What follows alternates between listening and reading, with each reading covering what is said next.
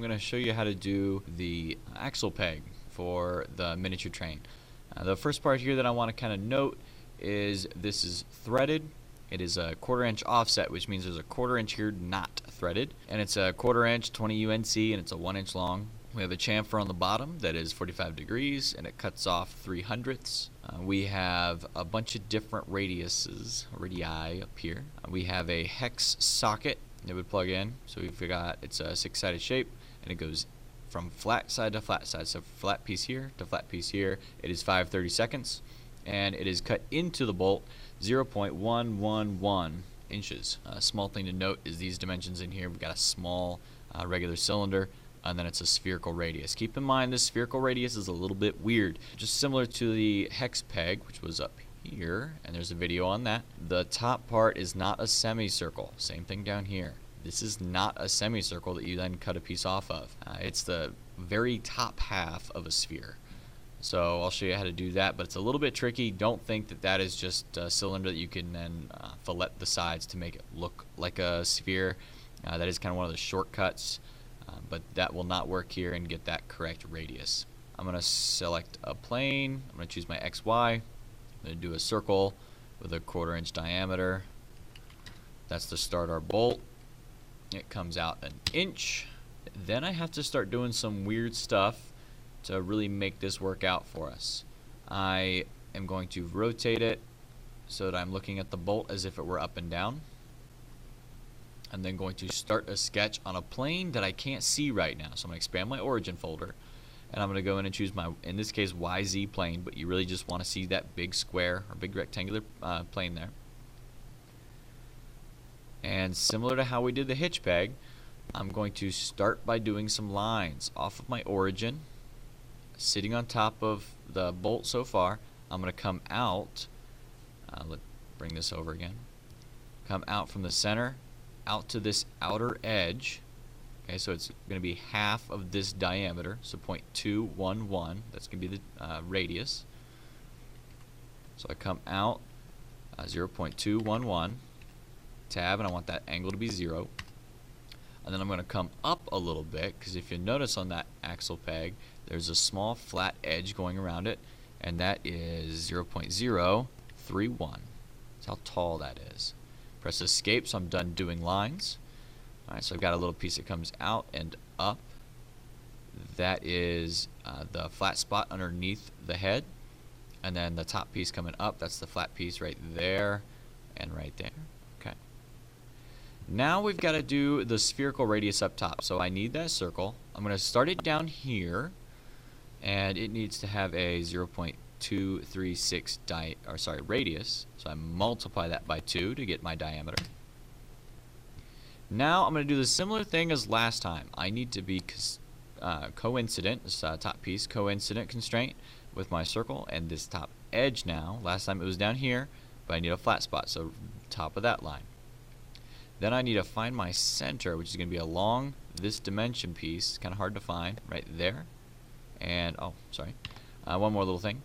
I have to do a vertical line right here, so I have something to show, or have something to be coincident with. So I'm just going to do a vertical line.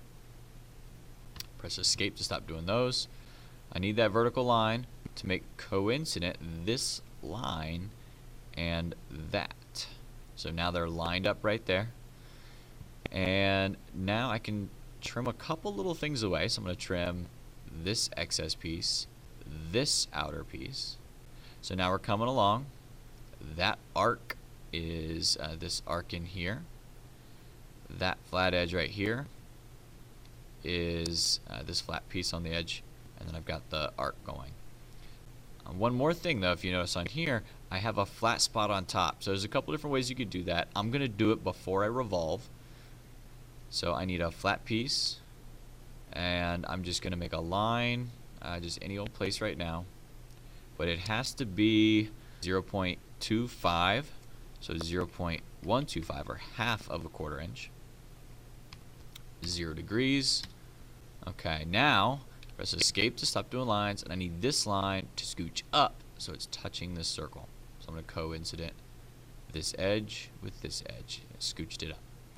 Alright, did you see that little, how it moved upward? It started down here, This is going to be the flat spot on my piece, this flat piece here.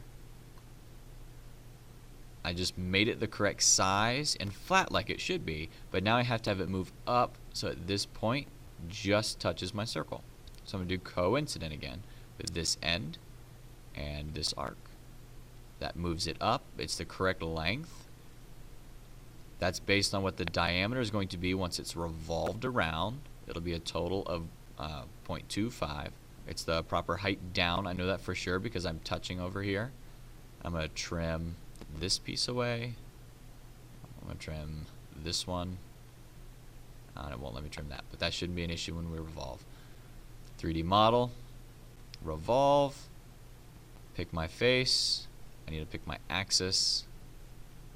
I want this to be my axis. See it revolving around? Okay, and look at that.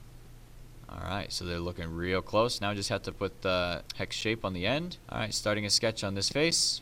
It is a regular hexagon, so I'm going to drop down below rectangle. Find my polygon tool. I need six-sided, good. Starting in my center, coming out. I'm going to keep it flat. Now I need to dimension it so it's the proper size. So from flat to flat, it is 30 seconds. And I was just a little tiny bit off. Look at that. Then I need to extrude it. I don't want it to come out. I want it to go in, but not that far. I only want it to come in 0.111.